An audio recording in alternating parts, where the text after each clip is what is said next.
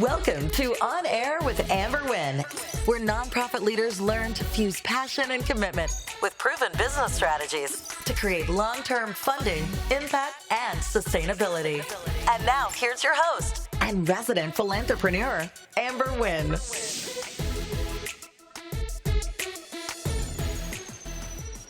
Welcome, everyone, to On Air with Amber Wynn. It's your girl, and I'm so excited to be here today. We are covering the nonprofit success path, and for those of you just joining me, I want you to go back to some of the previous episodes where I explain what the nonprofit success path is. In a nutshell, it's the opportunity for you as a founder or an executive director to stage your nonprofit. In staging your nonprofit, you understand exactly where you are on the nonprofit success path, and it's going to reduce the amount of time that you spend spinning your wheels trying to figure out what to do, because if you're at a certain stage, then you won't be focusing on things in other stages. So right now we're in stage 0, and stage 0 is you're thinking about starting a nonprofit. And if you're thinking about starting a nonprofit, you are in the most powerful position that you could possibly be, because that means you haven't committed any money, you haven't committed any time. And typically when you commit time and money, you're going to be you're going to stay in the race. Well, before you even get into the race, we're going to talk about other things that you can do besides starting a nonprofit, because I'm just going to keep it real. We have so many nonprofits right now. There's not anything novel out there. Can you do something differently? Yes. Does it mean that you should? No. And if you are seriously committed to making a difference in your community, then it should not be about starting a nonprofit. So this is the time that you're going to be able to take and just really sit with yourself and say, is it really about what I want to do in the community, or is it about me wanting to start a company or an organization or call something that's mine? And if that's the case, that's perfectly fine. I am just going to advise that you start a for-profit and not a nonprofit, because there's a whole different beast when we step into the nonprofit sector. But we're going to jump into all of that. You are on air with Amber Wynn, Philanthrepreneur, and I provide nonprofit founders with the roadmap to long-term funding and sustainability. And right now we're going to pause and hear from one of our sponsors, and then we'll come back and we'll talk about the alternatives to starting a nonprofit. Do you have a tool that organizes your company's paperwork and takes care of all your record keeping? Does your current record-keeping system send you 90-day alerts to remind you that your key documents are about to expire and need to be renewed? Can you find contracts and procurement opportunities in seconds from any of the 50 United States so you can grow your business? Is your business organized so that you can tell which key documents are needed to efficiently run the business? How about woman-owned, small business, or disadvantaged business enterprise certifications? Do you have a checklist of all the key documents you need to become certified? Does your current system allow you to conduct market research from multiple sources and provide you industry and market data in seconds? Well, SmallBizPro does all of that and more. SmallBizPro is the #1 business management, compliance, procurement assistance, and market research assistance tool on the market today. Download the app now and you will be amazed. It's like having 3 additional employees working for you, but you don't have to pay them. What are you waiting for? Welcome back to On Air with Amber Wynn, Philanthrepreneur. Today we are talking about alternatives to starting a nonprofit, and we're in stage 0 of the nonprofit success path. We're staging nonprofits so that you have a clear understanding of the work that you need to do in your specific stage. This is going to save you tons of hours of work and thousands of dollars. You stage yourself. You go through the checklist of all of the things you're supposed to have in this particular stage, and then you move on to the next stage. This is the system that I've created to help nonprofit founders wade through all of the information, wade through all of the overwhelm, because there's so much information out of there, just giving you the opportunity to focus on where you are and then understand what the next steps are for where you want to be. So today, we're talking about alternatives to starting a nonprofit. And people ask me, as a nonprofit consultant, that, my livelihood is based off of supporting nonprofit founders and executive directors. Why would you encourage people not to start a nonprofit. I do that because two reasons. One, I really want nonprofits to make a difference in our community. And if you're starting a nonprofit, you don't understand what you're supposed to be doing, that means you're not going to get funded. That means that the work that needs to happen in the nonprofit, in the community, is not going to happen. So if you're in it for the wrong reasons, then you're not going to do what you need to do to be successful. So that's one reason. And then the second reason is I really want you to be successful. And the way that you're successful is being informed. If I tell you all of the things that it takes to run a successful nonprofit and you're still on board after all of that, then I know that you're going to be successful, because that means you're committed to doing the work, because you understand all that it takes to be a successful nonprofit. So at the end of the day, I'm going to get work. I mean, I produce a quality output, so I'm not worried about that. I'm really not. I am more concerned about you as a nonprofit leader being equipped with the knowledge and skills that you need to be successful, so that, number two, the work that needs to be done in the community can be done at an accelerated rate with long-term consistency. Because statistics tell us that 40% of all nonprofits close their doors after 2 years, and I don't want that to be you. So let's talk about why I'm encouraging people to really look into alternatives to to starting a nonprofit. Number one is because a nonprofit is a business. You're going to hear me say this all day today, tomorrow, next week, and next year. It is a business, and it requires that you have money, not only to start it, but to run it. Then number two, it requires that you have a certain level of knowledge. People think that because it's a nonprofit, you can get in here and just make things up, and you can't, because the IRS has already established the rules for running a nonprofit. So it's important that you have the knowledge and skills. It takes skills to run a business. It doesn't take any less skills to run a nonprofit, because a nonprofit is a business. So if you think you can get in there and just wing it and all of this grant money is just going to miraculously fall into your lap, that's not going to happen. So if you don't have the skill sets to do marketing and accounting and to ask people for money and to do the reports and all of the things that it takes to start a nonprofit, then that's something you really need to pause and think about. You can make a difference in your community without starting a business. Because listen, you've got to do board management. You got to know how to recruit people. You've got to keep them engaged. And it's a lot of work. And it just requires a lot of time and skills that aren't necessarily intuitive.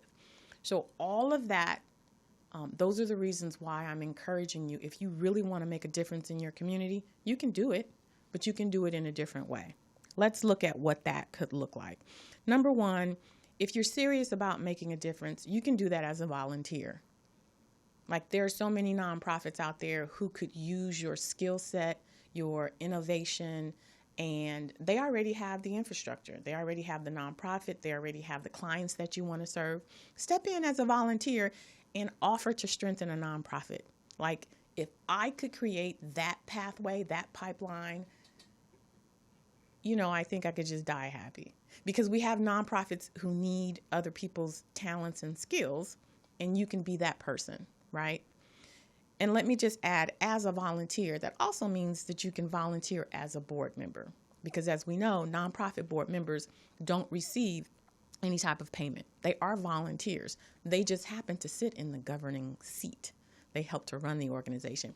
And what's exciting about if you choose to become a board member is you get to learn about an organization and how it functions and how it works before you make the commitment to start one on your own. You can see the things that this organization does well, and you can see the things that they do crappy so that you don't do it.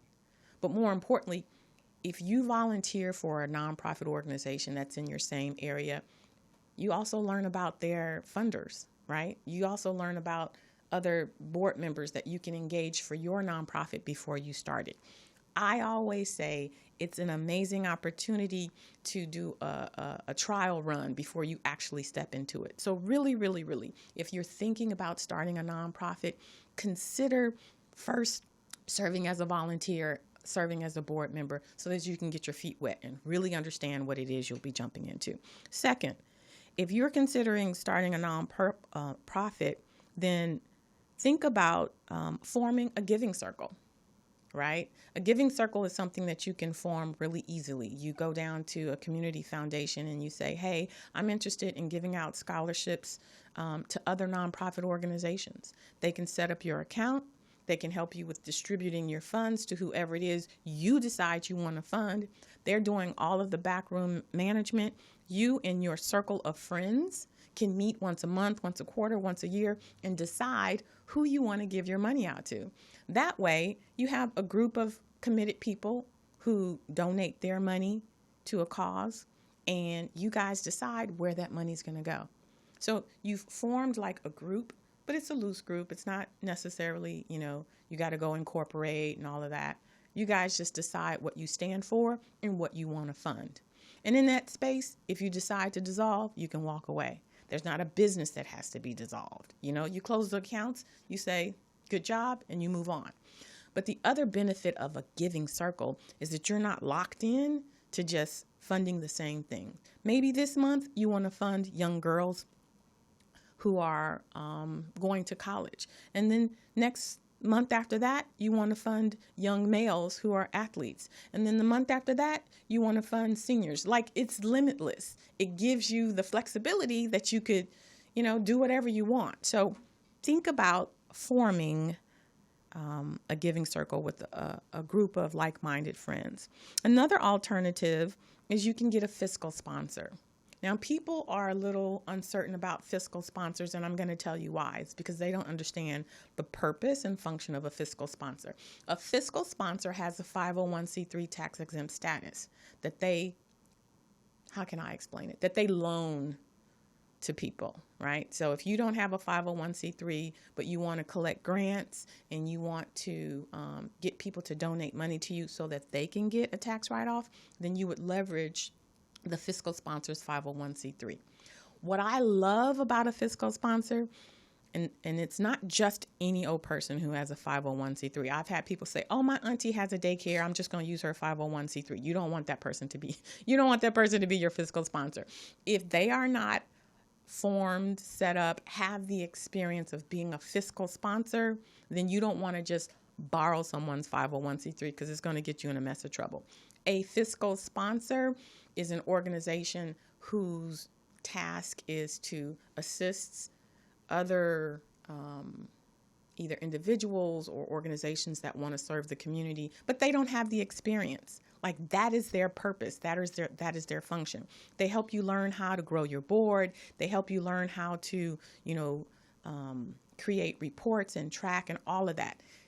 To me, I see a fiscal sponsor as an entity that does your back office, right? So they receive the money, they distribute the money, and they also do the reports. You've got to give them the information, but it would be the same as having an accountant that you pay, except for the fiscal sponsor covers a little bit more of the infrastructure type of stuff, whereas an accountant just does the numbers. So if you're thinking about starting a nonprofit, but you're not sure, you don't have the experience, that you have no idea what you're doing, but you want to go for grants and, funding, a fiscal sponsor may be the very best option that you have. They charge between 9 to 12% of whatever you bring in. And if you think about it, you pay that amount for an accountant, but they're not doing all of your reports. And they help you grow. So when you're doing your submissions for your reports and your financial statements, you're learning as you go. And you don't have to stay with them all of the time. You could have a fiscal sponsor for a year, 2 years, 50 years. It's up to you. But if you have a fiscal sponsor when you first start out, you get to learn the ropes. And then when you're ready, you can file for your 501c3 tax-exempt status. Now you feel more comfortable. You can sever ties because you've learned as you've gone along. Bada bang, bada bang. Now you're ready to go. So I always try to encourage new founders who have absolutely no nonprofit experience to get a fiscal sponsor, because it helps to get them out of trouble and it helps to keep them, on the straight and narrow. So those are some of the opportunities that you can leverage instead of starting a nonprofit. If you are a for-profit and you do things that are supportive of the community, and you've had people say, oh, you need to turn your company into a nonprofit, I'm going to tell you, don't do it. Don't turn your for-profit into a nonprofit. Instead, what you want to do is find a nonprofit that you trust, that is in alignment with what it is you want to do, and partner with them.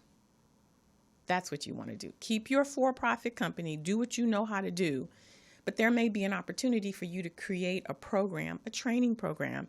Maybe you want to bring kids in to learn how to, do a podcast, or, run the boards, or, I don't know, film or photography, whatever it is, and this is your area of expertise. Find a nonprofit who's willing to, number one, write the grant. Number two, serve as the lead. So they'll get funded, and you will be written into the grant as a subject matter expert to deliver these services. Why would they do that? Because they don't have the expertise to do it.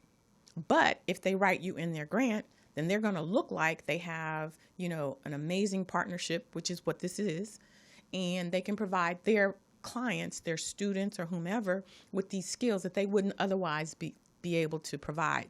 So you would be considered a sub-recipient, and you would get a sub-award, and you don't have to be a 501c3 tax-exempt organization to get that money. They basically are going to start what's called a contract. You'll have a contract with this nonprofit, and they'll pay you. So there are other things that you can do besides starting a business, a whole new business. You can find other alternatives, as I've mentioned, instead of starting a nonprofit. And I say it with so much passion and vigor because starting a nonprofit is a lot of work. I have clients tell me that I didn't know it was going to be all of this. I didn't know I was going to have to do all of this. I got to do all of that before I can even get money. Yes, yes, yes, and yes. So if you are really committed to making a difference in your community, I'm here to let you know you can. You can make a difference, and you don't have to start a nonprofit to do it. So don't let that be the reason that you're jumping into this big old pond without understanding how deep it is, right? All right, so today we are talking about alternatives to starting a nonprofit. I'm Amber Wynn. You're here with On Air with Amber Wynn, Philanthrepreneur. And now we're going to pause for another sponsor, but we'll be back, and we're going to finish talking about Stage 0, alternatives to starting a nonprofit. You're a school, a foundation, a healthcare provider, or an environmental group, a museum, a church, a shelter, or a community service. You're starting a nonprofit on a startup budget, and you need to get this right the first time. No mistakes, no misunderstandings, and no costly do-overs. At Nonprofit Elite, we know what you need because we've been there too. Accurate information, mistake-free filings, and peace-of-mind assurance that your 501c3 application will be successful. This is what we do, and we are very good at it, all backed by our industry-leading guarantee and 100% IRS approval rate. But forming your nonprofit and obtaining tax-exempt status is just the beginning. Once you're up and running, Nonprofit Elite will consolidate the bulk of your operations into one place, including your accounting, compliance, website, fundraising, and more. We do the work of several full-time staff for just a fraction of the cost, so that you can remain focused on advancing your mission. Contact Nonprofit Elite for expert preparation of your formation documents and 501c3 application, and for a full range of accounting, fundraising, and administrative solutions.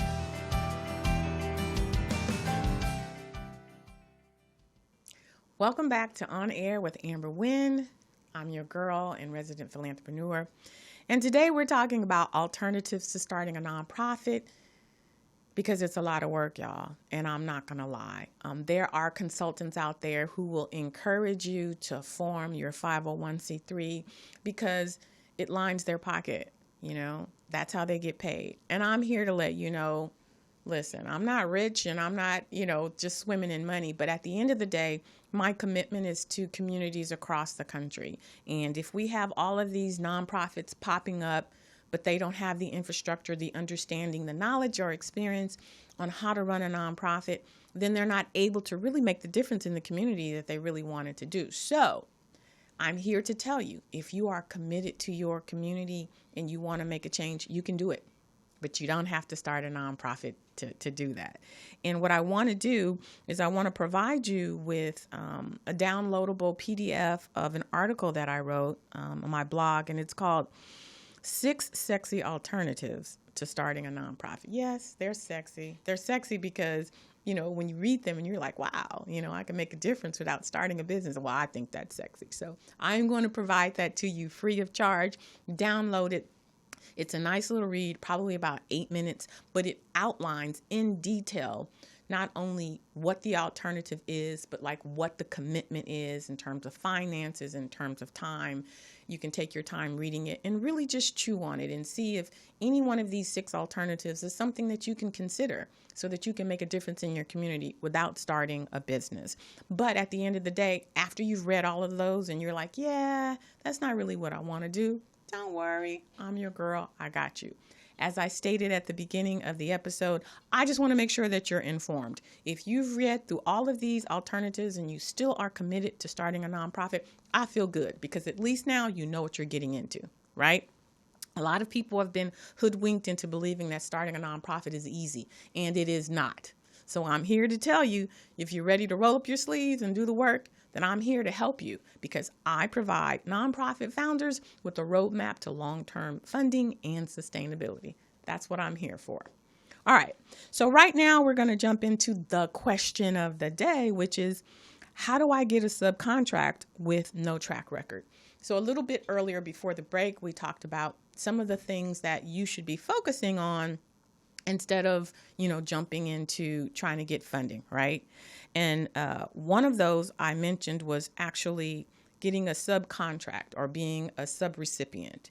If you have a for-profit, or even if you're just thinking about starting a nonprofit, but you know that you don't have a track record. The question here is, how do I get a subcontract with no track record? Why would anybody partner with you if you can't demonstrate that you do what you say you do? I'm going to tell you. As an executive director, we are looking for ways to offset costs, to increase services, and to provide our clients with as many opportunities as possible. Now, let's just say, as Amber Wynn, I've been doing public speaking for 20 years, but I've never created a program. But I have the experience and expertise. So what I'm going to go to a nonprofit and say is, hey, I'm thinking about starting a nonprofit. I've never done it before. And so what I'm trying to do is really just build up my portfolio. And so I'd like to volunteer to work with your clients, your students, your girls, right? So I'm going to put together a program. It's going to be for 6 months or a year. And I'm going to deliver these services for free. But with the understanding, now when I'm talking to the executive director, and this is crucial, this executive director understands that after that committed period of time, 3 months, 6 months, a year, my expectation is that when they go for grants, they're going to write me in for a subaward. So basically, we get to get a trial run, right? We're partnering. She's not putting out any money. I'm putting out everything because I want to build a successful track record. So we create a memorandum of understanding. We sign off on what they will provide. I'm going to ask for things like a building, a classroom, right? So I don't have to figure that out. I'm going to ask for materials and supplies if they have them, right? And they're going to provide me with the students. I am just providing them with the service. So they get something, I get something. So let's just say we go through the 3, 6, 9 months. I am going to document everything, right? I'm going to document my successes. I'm going to document my challenges because at the end of the day, when I roll out my real nonprofit, I already have this experience. But most importantly, I'm going to document my wins, my success stories. I've turned 5 girls into public speakers, or, 6 of my girls were shy and they couldn't speak in public. Now they can. Whatever it is, I'm going to document that. Because when I go back to negotiate my contract with this executive director, if she says, I love the work that you do, but we don't have the money, it's not a loss. Now I have documented proof that I can then go and request grant monies for. For 1 year, I served 25 girls, and here are my successes. So now it was a win-win. Now it would be lovely if this organization said, okay, we love the work that you do. We're putting in a grant. We're going to partner with you. But you got to go in understanding what your end game is. Your end game is being able to walk away from that partnership with some tangible results, the impact that you made. Now, you may come out with a subaward, but if you don't, you still now have something that you can then write into a grant. So that's how you go about getting a subcontract with no track record. You go in promising that you're going to deliver. Think about it. You're going to be floundering out there for 2 years trying to figure it out anyway. Partner with somebody who's already established. Partner with somebody who you've done the research for and they are good at getting grants. And then you can demonstrate your value and your worth. So that is my suggestion. And today we've been talking about alternatives to starting a nonprofit. We are in stage 0 of the nonprofit success path.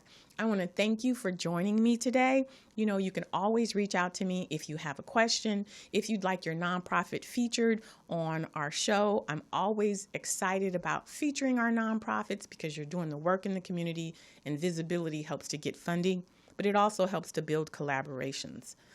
So check me out on my social media handle. I'm on Facebook, Twitter, and I'm on Instagram. And if you just want to reach out and say, hey, you can also reach out to me on my website. It's www.amberwynn.net. Next week, we are going to jump into stage 1, actually starting a nonprofit. So I look forward to seeing you there. And until then, have a great one, y'all. Thanks for listening. If you enjoyed this episode, subscribe and leave a review on iTunes.